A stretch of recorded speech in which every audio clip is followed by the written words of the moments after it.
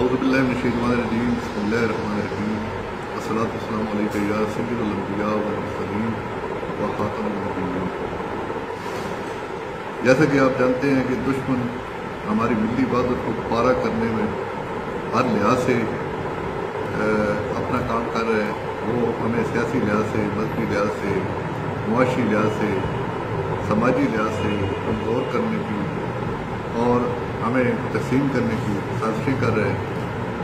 ایسے وقت میں جبکہ ہمارے دشمن یہود و نصارہ اور تمام بت پرست ہیں، ہمارے دشمن تمام الحد لادین قوتیں، سیکولر طبقے، لبرلز اور قادیانی ہیں، ایسے وقت میں تمام مسلمانوں کو چاہیے کہ ایک اتحاد کا مظاہرہ کرتے ہوئے ان باطل قوتوں کے ساتھ برسر پیکار ہوں۔ لیکن افسوس ہوتا ہے کہ جب ہم اپنے مسلمان علماء کے عمل کو دیکھتے ہیں، ان کی پریس کانفرنسوں کو دیکھتے ہیں، تو وہ ملت کو تقسیم در تقسیم ہی کر رہے ہوتے ہیں، بجائے یہ کہ اپنی ملت کو، اپنے ملک کے لوگوں کو، اپنے مسلمانوں کو ایک پلیٹ فارم پر اکٹھا کریں۔ ابھی 2 روز قبل اہل تشیع کی نمائندہ تنظیم مجلس وحدت المسلمین کی پریس کانفرنس دیکھنے کا اتفاق ہوا۔ اس پریس کانفرنس میں جس طرح نبی کریم صلی اللہ علیہ وسلم کی 3 بیٹیوں کا انکار کیا گیا، خلفائے راشدین کا انکار کیا گیا اور صحابہ کرام کی و اہل بیت اطہار کی توہین کی گئی، بڑے ہی قابل مذمت، قابل افسوس واقعہ ہے۔ آج کا وقت اس چیز کا متقاضی نہیں تھا جو اس تنظیم مجلس وحدت المسلمین نے کیا۔ تنظیم کے نام سے تو یوں ظاہر ہوتا ہے کہ یہ تنظیم اس ملک میں مسلمانوں کی وحدت کے لیے، مسلمانوں کو ایک پلیٹ فارم پر اکٹھا کرنے کے لیے کام کرے گی، مگر ان کا عمل مسلمانوں کو تقسیم کرنا، تفرقہ بازی پھیلانا اور جو تھوڑی بہت ہمارے درمیان رواداری ہے اس کو بھی تباہ کرنا، ان کا مشن مجھے نظر آتا ہے۔ ڈیٹیل جواب اس تنظیم کی پریس کانفرنس کا یقیناً علماء کرام ہی دیں گے، کیونکہ وہ صاحب علم لوگ ہوتے ہیں، وہ آپ لوگوں کو یقیناً بہترین جواب دیں گے، اس طرح نہیں چھوڑیں گے۔ میں صرف چند گزارشات پیش کرنا چاہتا ہوں۔ آپ دیکھیں کہ یہودی حضرت عیسیٰ علیہ السلام کو نہیں مانتے، جناب خاتم النبیین حضرت محمد صلی اللہ علیہ وسلم کو نہیں مانتے۔ کیا اس سے جناب عیسیٰ علیہ السلام کی نبوت پر، رسول اللہ صلی اللہ علیہ وسلم کی رسالت پر کوئی حرف آتا ہے؟ یقیناً نہیں۔ اسی طرح عیسیٰ علیہ السلام کے ماننے والے عیسائی حضرت محمد صلی اللہ علیہ وسلم کی نبوت پر ایمان نہیں لاتے، تو کیا اس سے اسلام کا انکار ہو سکتا ہے؟ نہیں ہو سکتا، کیونکہ یہ تاریخی سچائیاں ہیں۔ اب کوئی حضرت محمد صلی اللہ علیہ وسلم کی 3 بیٹیوں کو نہ مانے، خلفائے راشدین کے زمانے کو نہ مانے، تو وہ اپنا ہی نقصان کر سکتا ہے، اسلام کا کچھ بگاڑ نہیں سکتا۔ یہ اس کا عقیدہ ہے۔ لیکن آپ جانتے ہیں کہ یہ پریس کانفرنس تحفظ بنیاد اسلام بل کی آڑ میں کی گئی ہے۔ وہ بل صحابہ کرام کے جو جائز مقام ہیں، اہل بیت اطہار کے جو جائز مقام ہیں، ان کے تحفظ کے لیے، تاکہ کوئی ان پر اپنی زبان درازیاں نہ کریں، اس لیے وہ بل اسمبلی میں لایا گیا۔ تمام مسالک کی آپس میں رواداری کو فروغ دینے کے لیے وہ بل اسمبلی میں لایا گیا۔ بل اگرچہ پوری طرح میں نے ابھی تک نہیں پڑھا، تاہم میں یہ سمجھتا ہوں کہ جو پریس کانفرنس کی گئی ہے وہ بالکل ہی بلا جواز ہے، بالکل ہی حقائق سے ہٹ کر ہے۔ جب آپ سب سے پہلے تو آپ کو یہ علم ہونا چاہیے کہ ہم اہل سنت والجماعت نبی کریم صلی اللہ علیہ وسلم کے نالین کی بھی عزت کرتے ہیں، ان کے خچر کی بھی عزت کرتے ہیں، ہم آپ کے نالین پاک کا نام بھی ادب سے لیتے ہیں، تو یہ کیسے ہو سکتا ہے کہ ہم اہل بیت سے محبت نہ کرتے ہوں؟ آپ اہل بیت کی محبت میں، ان کی آڑ میں صحابہ کرام کو کم از کم تنقید کا نشانہ نہ بنائیں۔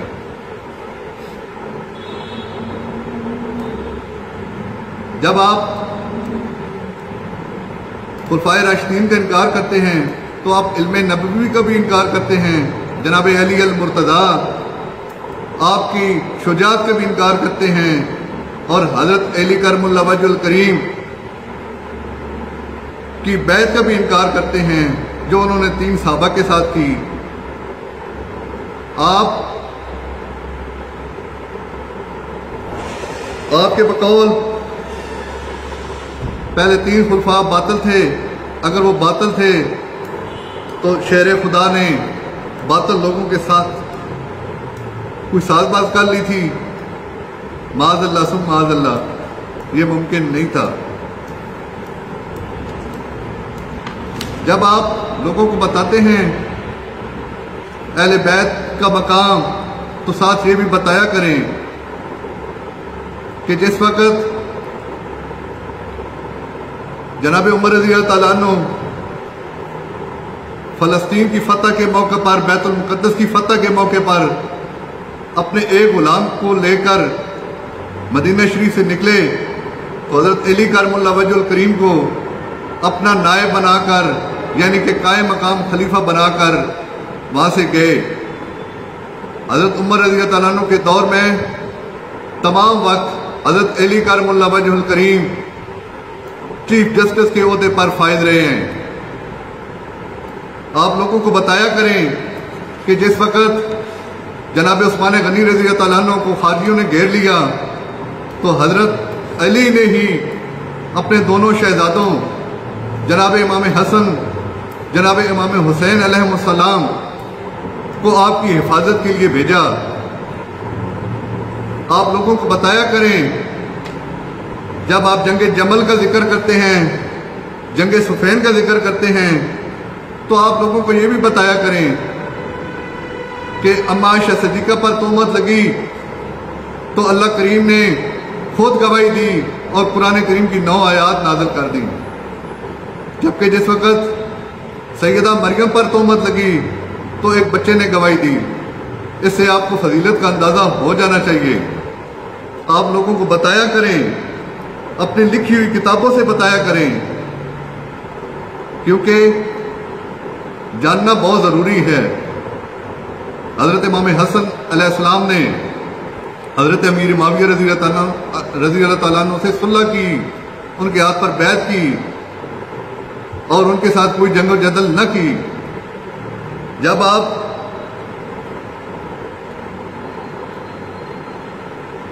آپ یہ چیزیں بتاتے ہیں تو آپ یہ بھی بتایا کریں کہ آپ کی کتابوں میں لکھا ہے کہ حضرت امام حسن کے اس عمل سے آپ کے شیعہ حضرات نے بیداری کا اظہار بھی کیا ہے۔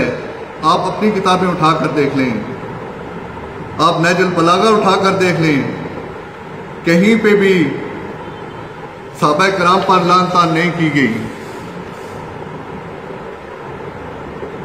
دوستو، آپ لوگوں کو بتایا کریں کہ جس وقت حضرت امام حسین علیہ السلام کو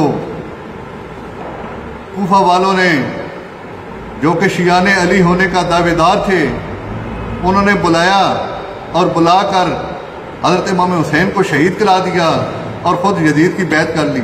یہ بھی بتایا کریں لوگوں کو۔ کربلا میں شہید ہونے والے شہداء کا نام بھی بتایا کریں، حضرت علی کے ان بیٹوں کا نام بھی بتایا کریں جن کے نام عمر بھی ہیں، عثمان بھی ہیں، ابو بکر بھی ہیں۔ حضرت امام علی رضا کی بیٹی کا نام بھی بتایا کریں کہ اس کا نام بھی عائشہ تھا۔ لوگوں کو پوری بات بتایا کریں۔ آپ لوگوں کو یہ بھی بتایا کریں کہ آپ نے مصر میں 300 سال خلافت کی ہے اور ان 300 سالوں میں آپ نے کفار کے خلاف ایک جہاد بھی نہیں کیا۔ ان 300 سالوں میں آپ نے جب بھی تلوار اٹھائی ہے مسلمان ملکوں پر، مسلمان بادشاہوں پر ہی اٹھائی ہے۔ آپ لوگوں کو یہ بھی بتایا کریں کہ ہمارے شیعہ بھائی ابو طاہر کرمتی جو حجر اسود خانہ کعبہ سے اکھاڑ کر لے گیا تھا اور 32 سال تک خانہ کعبہ حجر اسود کے بغیر رہا، یہ بھی بتایا کریں لوگوں کو۔ اپنے شیعہ بھائی حسن بن صبا کو بھی نہ بھولا کریں، یہ بھی بتایا کریں کہ وہ خودکش حملے کے موجد ہیں۔ تاریخ انسانی میں سب سے پہلے جو خودکش حملے ہوئے وہ حسن بن صبا نے کرائے، جو مسلمان حکمرانوں، عمراء اور علماء پر کیے گئے۔ یہ بتایا کریں لوگوں کو۔ ماضی قریب میں آپ کے ایرانی بھائیوں نے جس طرح خانہ کعبہ پر قبضہ کرنے کی کوشش کی اور کتنے سو بے گناہ حاجیوں کو شہید کیا، یہ بھی بتایا کریں لوگوں کو، پوری بات بتایا کریں۔ پوری بات بتانے سے آپ کے اعتقاد، آپ کے یقین میں اضافہ اور پختگی آئے گی اور آپ کے ایمان میں نکھار آئے گا۔ پوری بات بتایا کریں لوگوں کو۔ میری بات سے اگر آپ کو تکلیف پہنچی ہے تو میں معافی چاہتا ہوں۔ میرا مقصد آپ کی دل آزاری نہیں ہے، لیکن آپ نے بے بنیاد پریس کانفرنس کر کے اس ملک میں غالب اکثریت اہل سنت والجماعت کی دل آزاری کی ہے۔ اس وقت وہ وقت ہے، اور خاص کر وطن عزیز پر، کہ ہمیں یکجا ہو کر ہم نے ترقی کی منازل طے کرنی ہے۔ ہم نے اکٹھا ہو کر ہم نے یہاں اکٹھا رہنا ہے۔ ہمارے دکھ سکھ سانجھے ہیں، ہمارا جینا مرنا سانجھا ہے۔ آپ نے اس ملک میں رہنا ہے، ہم نے اس ملک میں رہنا ہے۔ ہمارے مفادات ایک جیسے ہیں، ہمارے مفادات اس ملک کی ترقی ہے، ہمارے مفادات اس ملک کے نظریات، دو قومی نظریے کی حفاظت ہے۔ ہمارے مفادات اس ملک کو ترقی کی اعلیٰ منازل طے کرانا ہے۔ ہمارے مفادات اس ملک میں انصاف کا نظام قائم کرنا ہے۔ ہمارے مفادات اس ملک میں بھائی چارے کو فروغ دینا ہے۔ میری مجلس وحدت المسلمین کے عہدیداران سے گزارش ہے کہ وہ اس سے پہلے کہ یہ فتنہ فساد زیادہ پھیل جائے، فوری طور پر ٹی وی پر اور نیشنل میڈیا پر آ کر قوم سے معافی مانگیں۔ آپ کے اعتقادات، آپ کے جو عقیدہ ہے ہم اس کا احترام کرتے ہیں، لیکن آپ کا عقیدہ ہمارے اوپر قابل پابندی نہیں ہے۔ آپ اس طرح نہ کریں، ملک پہلے ہی جل رہا ہے، اس آگ کو مزید ہوا نہ دیں۔ خدا را ملک میں تفرقہ بازی نہ پھیلائیں، امن و محبت کے اس ماحول کو تباہ نہ کریں، اس سے کسی کو فائدہ کچھ نہیں ہونا۔ جو ہمسایہ ممالک اس طرح کی چیزیں پروموٹ کر رہے ہیں، یہ ان کے مفادات میں ہے، ہمارے مفاد میں نہیں ہے۔ خدا را ہوش کے ناخن لیں۔ اس پریس کانفرنس کا، آپ کی پریس کانفرنس کا باقاعدہ جواب انشاءاللہ علماء حق ضرور دیں گے اور بہت جلد دیں گے۔